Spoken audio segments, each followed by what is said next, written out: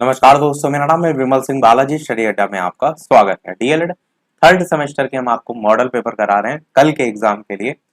तो आज हम देखेंगे सामाजिक अध्ययन का जो 30 अप्रैल यानी कल आपका जो पेपर है उसका जो है वो मॉडल पेपर। इससे पहले साइंस का मॉडल पेपर देख चुके हैं, यदि नहीं देखा हो साइड में आई बटन पिछला वाला वीडियो आपको मिल जाएगा।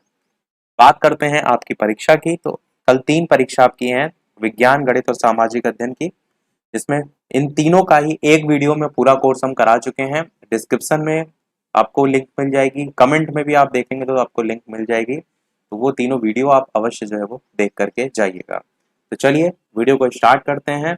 लास्ट में सबसे एक प्रश्न आपसे अलग से पूछेंगे इन मॉडल पेपर के अलावा। तो चलिए स्टार्ट करते हैं। एक प्रश्न है कि आईने अकबरी जो है वो किसकी रचना है। तो आईने अकबरी जो है हमारी अबुल फजल की जो है वो रचना है। काफ़ी इंपॉर्टेंट क्वेश्चन है, तो इसको जरूर याद रखिएगा। अगला प्रश्न 2 है हमारा, बुलंद दरवाजा का निर्माण जो है वो किसने कराया था। तो बुलंद दरवाजा का निर्माण अकबर के द्वारा जो है वो करवाया गया था।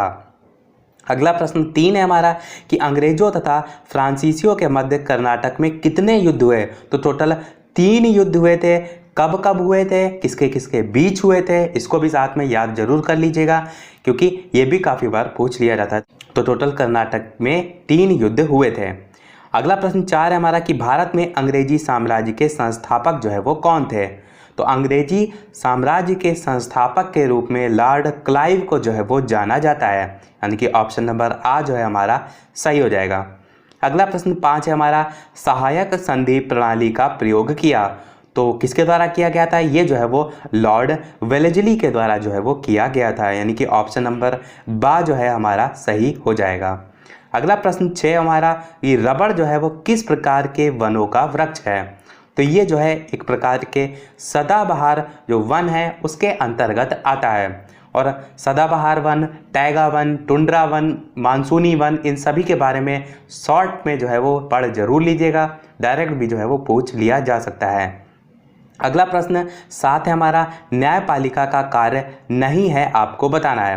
तो इनमें से न्यायपालिका का कार्य क्या नहीं होता है, उसके अंतर्गत जो है वो कानूनों का क्रियान्वयन करना जो है ये न्यायपालिका का कार्य नहीं के अंतर्गत आता है। व्यवस्थापिका, कार्यपालिका और न्यायपालिका तीनों के बारे में हम ऑलरेडी बात कर चुके हैं। अगला प्रश्न 8 हमारा कि ग्रीन इंडिया मिशन जो है वो प्रारंभ किया गया था। तो कब प्रारंभ किया गया था, ये जो है सन 2014 में जो है वो प्रारंभ किया गया था। अगला प्रश्न 9 है हमारा, राष्ट्रपति पद के नामांकन के लिए कितने प्रस्तावकों एवं अनुमोदकों की आवश्यकता होती है। बीटीसी डीएलएड थर्ड सेमेस्टर के सन 2018 में जो है ये क्वेश्चन पूछा गया था हमारा।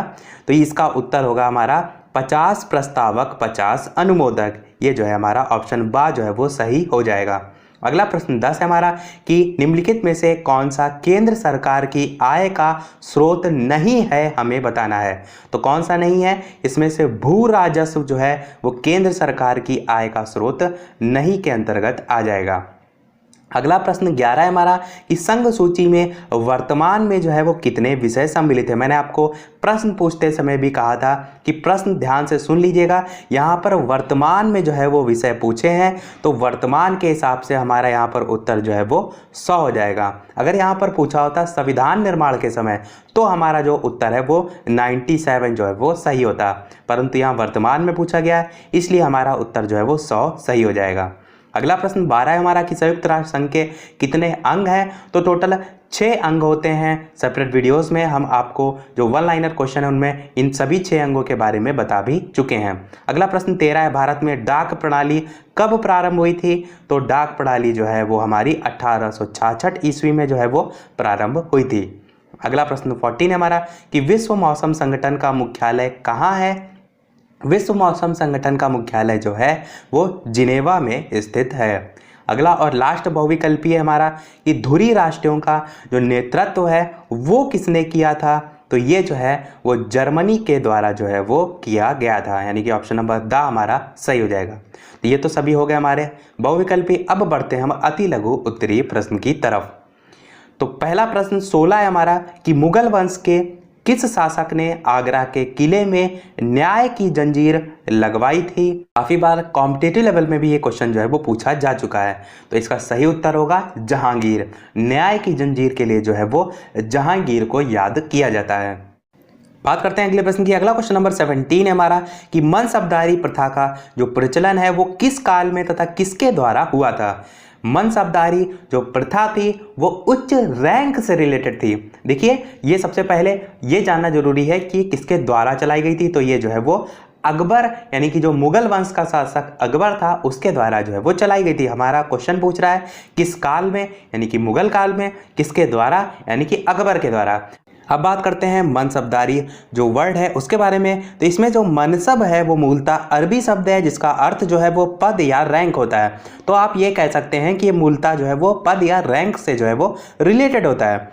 मनसब शब्द जो है वो शासकीय अधिकारी या जो सेनापति हैं उनका पद निर्धारित करता है, या कह सकते हैं वो किस पद पर है ये जो है वो डिसाइड करता है। सभी सैन्य तथा असैन्य जो अधिकारी हैं उनकी मनसब जो है वो निश्चित की जाती थी, जो कि अलग अलग हुआ करती थी।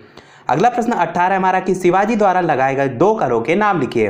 तो शिवाजी द्वारा लगाए गए 2 करों में एक हमारा है चौथ और दूसरा है हमारा सर देशमुखी। एक है हमारा चौथ और दूसरा है हमारा सर देशमुखी। ये जो है वो प्रमुख रूप से 2 कर जो है वो शिवाजी के द्वारा लगाए गए थे। तो इसमें सबसे पहले समझते हैं चौथ को। तो ये जो है जो चौथ ये पड़ोसी राज्यों की आय का चौथा भाग होता था। ये उन मराठा सरदारों द्वारा दिया जाता था जो शिवाजी के प्रत्यक्ष शासन के अधीन जो है वो नहीं होते थे, बल्कि स्वायत्त स्थिति में होते थे। जबकि जो सरदेशमुखी है ये जो है प्रदेशों से वसूल किया जाता था और ये जो है वो प्रदेश की आय का 1/10 भाग होते थे। तो ये जो है वो चौथ और सरदेशमुखी जो है वो शिवाजी के समय में 2 प्रमुख कर के रूप में जाने जाते हैं। अगला प्रश्न 19 है हमारा कि कबूलियत जो है वो किसे कहा जाता है?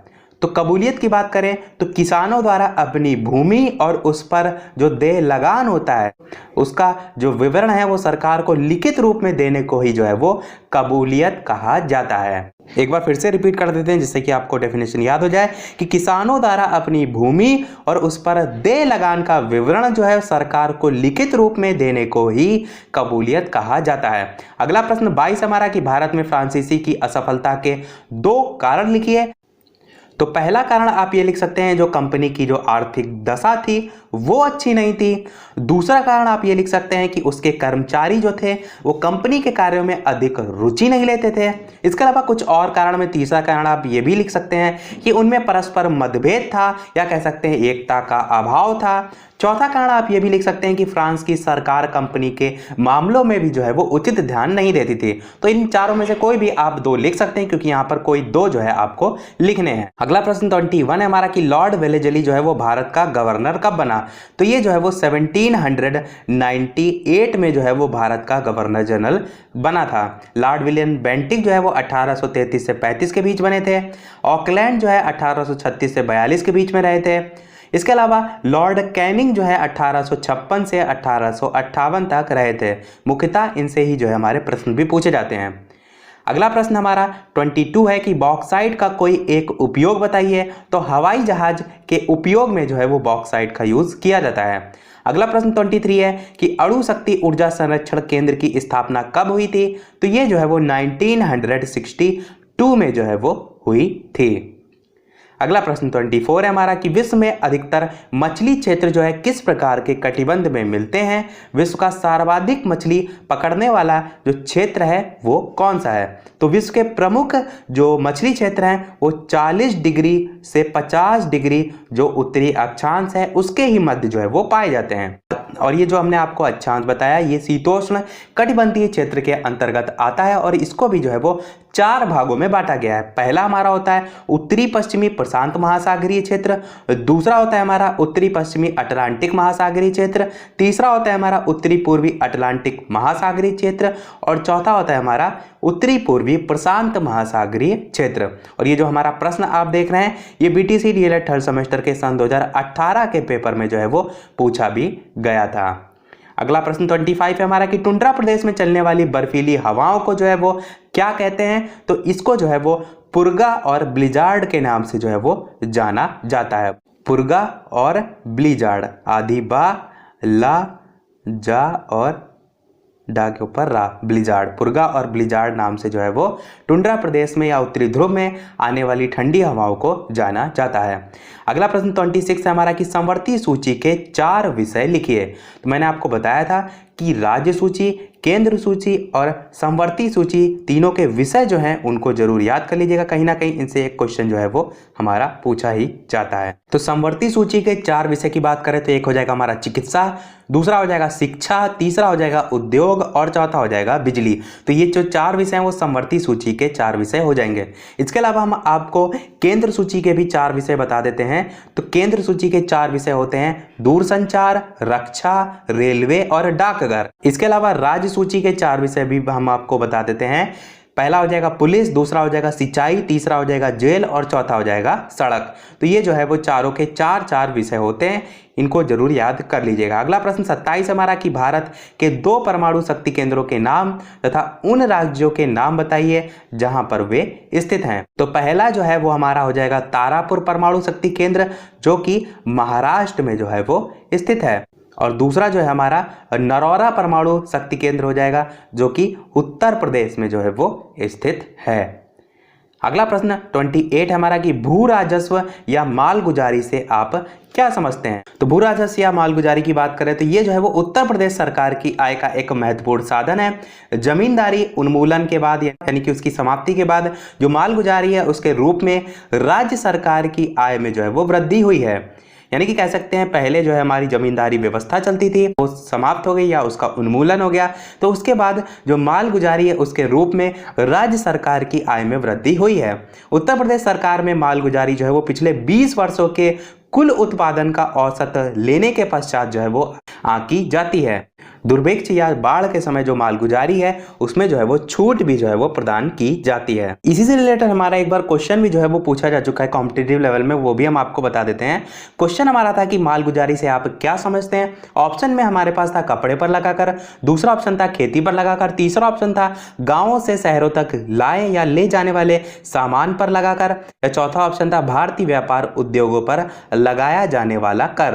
तो उत्तर हमारा वहां पर सही था, गाँवों से शहरों तक लाए या ले जाने वाले सामान पर लगने वाला कर जो है मालगुजारी के अंतर्गत ही आता है। बात करते हैं अगले प्रश्न की। अगला क्वेश्चन नंबर 29 है कि पिंडारी के सरदारों के क्या नाम हैं। तो इनके सरदारों के नामों में आप एक नाम अमीर खां याद कर सकते हैं और इसके अलावा कासिम खां जो है एक अन्य नाम भी जाना जाता है। अगला और लास्ट क्वेश्चन है हमारा इस वीडियो का, क्वेश्चन नंबर 30 की प्रथम चरण में बैंकों का राष्ट्रीयकरण जो है वो कब हुआ। तो ये जो है वो 19 जुलाई 1969 में जो है वो हुआ था। तो इसी के साथ हमारे सारे अति लघु सेक्शन और बहुविकल्पी सेक्शन का जो सॉल्यूशन है वो समाप्त होता है। तो सभी हमने 30 प्रश्न देख लिए। इन 30 प्रश्न में से कितने आपके प्रश्न सही रहे, अपना जो स्कोर है वो कमेंट में अवश्य जो है वो बताइएगा। साथ ही साथ अब एक प्रश्न आपके लिए भी, जैसा कि सभी वीडियो में आपसे एक नए प्रश्न पूछते हैं, और इस प्रश्न को देखने से पहले वीडियो अभी तक आपने लाइक ना किया हो, सभी लोग वीडियो लाइक भी अवश्य कर दीजिएगा। चैनल पर नए हो तो सब्सक्राइब करके अवश्य जुड़ जाइएगा, और साथ ही साथ वीडियो को शेयर सभी के साथ अवश्य कर दीजिएगा जितने भी परीक्षा जो है वो छात्र देंगे। तो ये आपका इस वीडियो का प्रश्न है कि सती प्रथा का अंत किस गवर्नर जनरल के शासनकाल में जो है हुआ था। ए ऑप्शन है लॉर्ड कॉर्नवालिस, बी ऑप्शन है लॉर्ड होस्टिंग, सी ऑप्शन है लॉर्ड वेलेजली और डी ऑप्शन है लॉर्ड विलियम बेंटिक। इन चारों में से कौन सा सही होगा, अपना आंसर वीडियो के मेन कमेंट में टाइप करके बताइएगा। तो आज में इतना ही रखते हैं। पेपर सभी लोग अच्छे से अच्छा करके आइएगा, और जो कल पेपर है उन तीनों सब्जेक्ट की जो महामैराथन क्लास है वो आप अवश्य जो है वो देख करके जाइएगा। यदि ना मिले तो कमेंट कर दीजिएगा, मैं आपको लिंक प्रोवाइड करा दूंगा। तो आज में इतना ही रखते हैं, फिर मिलते हैं अगले वीडियो में कुछ नए प्रश्नों के साथ, नए टॉपिक के साथ। तब तक के लिए नमस्कार, जय।